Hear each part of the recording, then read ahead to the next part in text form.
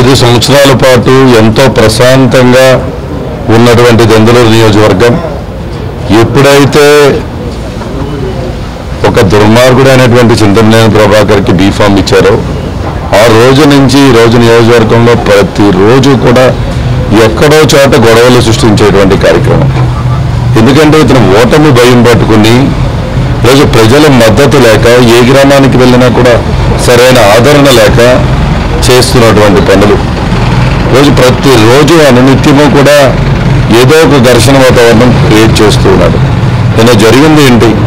ఈరోజు విజయరాయ్ గ్రామంలో ఉన్నటువంటి ఆ కార్యక్రమంలో పాల్గొని నా కార్యక్రమాన్ని పూర్తి చేసుకుని వాళ్ళ ఇళ్ళకెళ్ళి ఇంటి సందు దగ్గర వాళ్ళు నుంచుని ఉంటే గ్రామం ఎప్పుడో పూర్తి చేసుకుని పక్క గ్రామం వెళ్ళినటువంటి వాడు మళ్ళీ కావాలని అటు వచ్చి అక్కడ ఉన్నటువంటి మీరెందుకు వైఎస్ఆర్ కాంగ్రెస్ పార్టీ స్టిక్కర్లు వేసుకున్నారని వాళ్ళ బళ్ళు ఒక సైడ్కి వేసి వాళ్ళ ఇంటి దగ్గర ఆపుకుని ఉంటారు.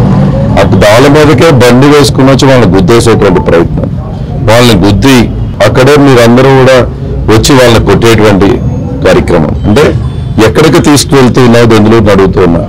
మళ్ళీ నువ్వే డ్రామా ఆడి నువ్వే ఒక డైరెక్షన్లో తీసుకొచ్చి మా కుర్రోళ్ళని కొట్టించి మళ్ళీ నువ్వే యాక్టర్ లాగా వచ్చి రోడ్డు మీద కూర్చునేటువంటి ప్రవర్తన.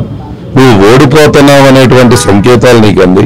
ఈరోజు చంద్రబాబు నాయుడు లాంటి వ్యక్తిని తీసుకొచ్చి మీటింగ్ సరిగ్గా పెట్టలేనటువంటి దద్దమ్మగా నువ్వు తయారయ్యి చంద్రబాబు మీటింగ్ పెడితేనే 4,000 మంది జనం రాకపోతే ఈరోజు ఓటమి భయం పట్టుకుని ఏదో ఒక విధంగా ఈ గ్రామాల్లో అలజడి సృష్టించాలనేటువంటి ప్రయత్నం.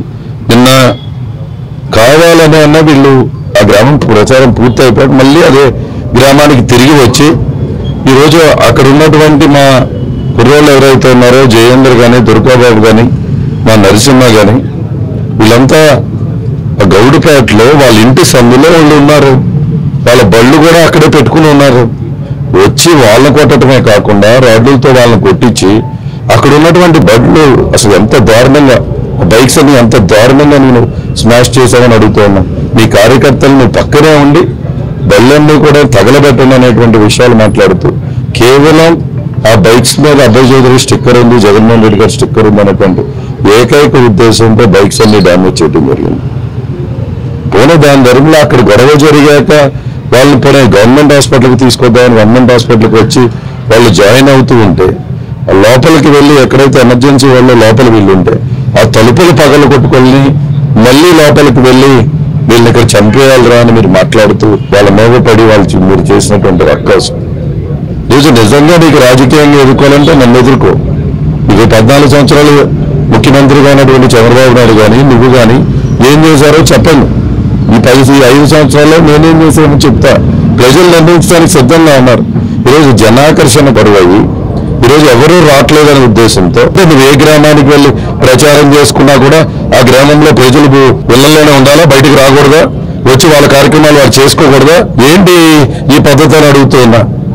కావాలని నువ్వు రెచ్చగొట్టే దారంలో చేస్తూ ఉన్నావు. దెందులూరు నియోజకవర్గ ప్రజలన్నీ గమనించండి. ఈరోజు బీఫామ్ రాకముందు ఈ నియోజకవర్గం ఎలా ఉంది? చింతమనేని ప్రభాకర్కి బీఫామ్ ఇచ్చినటువంటి మరుసటి రోజు నుంచి ఈ నియోజకవర్గంలో ఏమవుతుందో మీరు ఆలోచించండి. ఒకరోజు వెళ్ళి ఒక ఆడపిల్లని తిట్టాడు, తర్వాత వైఎస్ఆర్ నాయకులను తిట్టాడు, తర్వాత ఎస్సీ కుర్రోళ్ళని కొట్టాడు, నిన్న బీసీ కుర్రోళ్ళు వంతు వచ్చింది. బీసీ గౌడ కుర్రోళ్ళు నిన్న కొట్టించాడు. అంటే రోజు ఇది ఒక తతంగం. ఏ గ్రామానికి నువ్వు వెళ్ళినా ఆ గ్రామంలో గొడవ జరగాలి, నువ్వు ఏదో ఒక విధంగా పేపర్ ఎక్కాలి, టీవీ ఎక్కాలనేటువంటి ప్రయత్నం. నువ్వు భయపెడితే ఇక్కడ భయపడిపోవడానికి ఎవరూ సిద్ధంగా లేవు. కానీ రోజు ఎలక్షన్ కమిషన్ కానీ రోజు అధికార యంత్రాంగాన్ని గౌరవిస్తూ ప్రజలే నిర్ణీతులు అనేటువంటి ఉద్దేశంతో సమన్వయం చేసుకుని ఈరోజు ముందుకు వెళ్తూ ఉన్నాం. సో నేను ఒకటే చెప్తున్నా రాష్ట్ర ప్రజానికానికి కానీ చంద్రబాబు నాయుడు ఎంత తప్పు చేశాడో ఇప్పటికే బాధపడుతూ ఉండుంటాడు. మొన్న నువ్వు దెందులూరు వస్తేనే జనం లేనటువంటి పరిస్థితి. నువ్వు బీఫామ్ ఇవ్వద్దు అనుకుని ఒక దుర్మార్గుడికి బీఫామ్ ఇచ్చావు. నీవు బీఫామ్ ఇచ్చిన మరుసటి రోజు నుంచి ఈ నియోజకవర్గంలో ఎటువంటి పరిస్థితులు ఉన్నాయో ఇప్పటికే నీకు తెలుస్తూనే ఉంటుంది.